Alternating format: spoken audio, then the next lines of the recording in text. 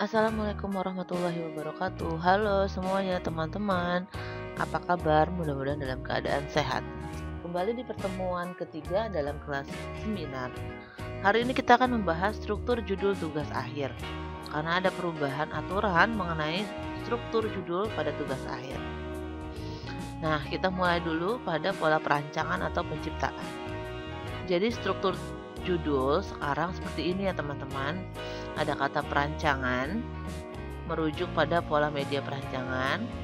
Kemudian jenis media yang digunakan, apakah itu infografis, buku informasi, cerita atau buku cerita bergambar, buku foto, dan lain sebagainya.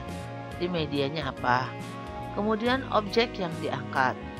Terakhir adalah judul media yang dirancang. Jadi di dalam pola judul yang baru ini teman-teman harus udah ketemu judul media yang digarap. Misalnya ada teman kita yang membahas mengenai nyctophobia atau fobia terhadap gelap. Jadi perancangannya adalah misalnya seperti ini ya. Perancangan ketakutan akan kegelapan. Nah, sini keluar dari nyctophobia. Berjudul keluar dari nyctophobia. Jadi di dalam judul ada aturan bahwa judul itu sebaiknya bernas atau baru, kedengarannya baru gitu. Kemudian bikin orang penasaran, menggelitik, dan dengan menggunakan bahasa yang benar, dengan bahasa yang sederhana. Nah, jadi menulis judul tuh begitu stepnya ya. Bernas, menggelitik, dan sederhana. Dan tidak boleh mengulang kata yang sama di dalam judul gitu ya. Nah, ini ada aturannya, judul media yang ditulis miring, judul bukunya ditulis miring gitu ya, atau dikasih tanda petik 2 gitu. Ini untuk perancangan. Untuk menghindari pengulangan kata dalam judul harus disesuaikan. Jadi nanti kita bahas objek sekaligus judul, gimana sih merancang kata-kata dalam judul gitu. Tapi sekali lagi teman-teman harus udah punya positioning nih. Ini judul nggak bisa dilepaskan dari positioning. Maksudnya apa Bu positioning? Apa perbedaan media teman-teman dibanding media yang udah ada? Misalnya ada tema atau objek mengenai baby blue syndrome. Terus itu bukan satu orang, 2 orang yang ngerjain, udah beberapa orang. Kemudian apa yang jadi perbedaan dibanding orang-orang yang lain tersebut?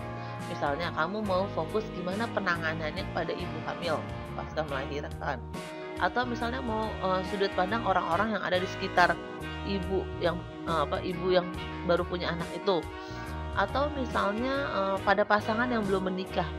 Nah, jadinya kita punya kekhasan gitu, spesifikasi gitu dibanding media-media yang lain yang udah ada. Nah, itu maksudnya begitu. Jadi mulai sekarang udah harus dipikirin apa nih yang paling khas dari media kita. Ya, ini ada beberapa contoh. Film animasi berjudul Sistem Limbik Si Pengatur Emosi dan Perilaku. Nah, kan kalau judul medianya berbeda ya, tuh. Menggelitik si pengatur emosi dan perilaku. Baik, teman-teman. Ini adalah judul yang lain, judul TA yang lain.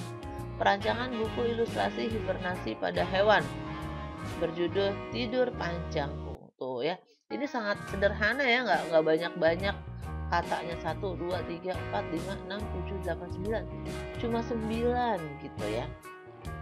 Tuh ya, kenapa hewan suka tidur gitu ya? Tidur tuh dianggapnya sebagai hibernasi, istirahat. Nah, gitu ya, itu cara. Emang agak gimana ya, tapi perlu latihan supaya bisa membuat judul yang menggelitik itu ya. Contoh lagi ya, perancangan infografis berjudul Vitamin .2 Menjaga Imunitas Tubuh. Perancangan buku cerita bergambar Gempa Bumi berjudul Pergerakan Bumiku. Ini berarti kayak gini-gini biasanya buat anak-anak ya. Perancangan buku foto sosok ibu berjudul Ibuku Pahlawan Sejati. Iya, ini biasanya ada ibuku. Tapi kan nggak mungkin ibaratnya kayak baby blue syndrome tuh buat anak-anak enggak. Jadi cari yang judul tuh juga dicari siapa nih segmentasi atau halayak yang dibidiknya. Perancangan film dokumenter berjudul Pesona Warna Batik Alam. Nah, ini objeknya belum kelihatan ya. Film dokumenter misalnya kain tradisional mana gitu ya. Oke. Ini boleh tapi kayak gitu. Sekarang pola pengkajian.